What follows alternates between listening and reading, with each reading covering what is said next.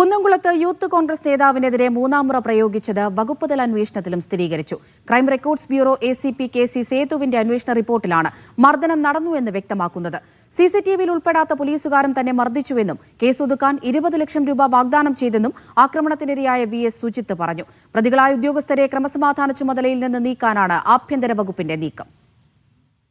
Custody മർദ്ദന പരാതി ഉയർന്ന ഘട്ടത്തിൽ crime records bureau ACP KC സേതുവാണ് വകുപ്പുതല അന്വേഷണം നടത്തിയത്.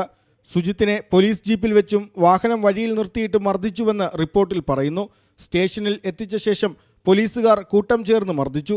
GD ചാർജ് ശശിധരൻ സ്റ്റേഷന് പുറത്തുനിന്ന് നടന്നു വരുന്നത് CCTVയിലുണ്ട്. സ്റ്റേഷന് പുറത്ത് വെച്ച് മർദ്ദനം നടന്നതിന്റെ തെളിവായി ഇക്കാര്യം അന്വേഷണ റിപ്പോർട്ടിൽ ചൂണ്ടിക്കാട്ടുന്നു. പോലീസ് സ്റ്റേഷന്റെ മുകളിലത്തെ നിലയിലേക്ക് ചൂരലുമായി ഉദ്യോഗസ്ഥർ പോകുന്നത് CCTVയിലുണ്ട്. ഇവിടെ വെച്ച് SIയുടെ നേതൃത്വത്തിൽ മർദ്ദനം നടന്നിട്ടുണ്ടാകുമെന്നും റിപ്പോർട്ട് അനുമാനിക്കുന്നു. കേസ് പിൻവലിക്കാൻ സമ്മർദ്ദമുണ്ടായെന്നും പണം വാഗ്ദാനം ചെയ്തെന്നും മർദ്ദനത്തിനിരയായ VS സുജിത്തും പ്രാദേശിക കോൺഗ്രസ് നേതാവ് വർഗീസ് ചൊവ്വന്നൂരും പറഞ്ഞു.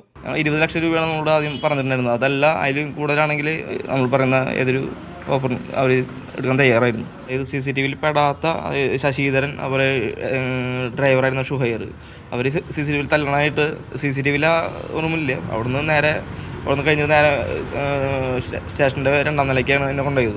കേസ് പിൻവലിക്കാൻ സമ്മർദ്ദം എൻ്റെ അടുത്തേക്കാണ് പലരും വന്നത്. പല പോലീസ് ഉദ്യോഗസ്ഥരും എൻ്റെ അടുത്തേക്ക് കേസ് പിൻവലിക്കണം, അവരുടെ ജീവിതമാണ്, അത് കാരണം അവസാനിപ്പിക്കണമെന്നുള്ള പല ഉദ്യോഗസ്ഥരെ വിളിച്ചിരുന്നു. VS സുജിത്തിന്റെ ഹർജിയിൽ കുന്നംകുളം മജിസ്ട്രേറ്റ് കോടതി നേരിട്ടാണ് പോലീസ് മർദ്ദന കേസ് നിലവിൽ അന്വേഷിക്കുന്നത്. മീഡിയ 1 തൃശൂർ.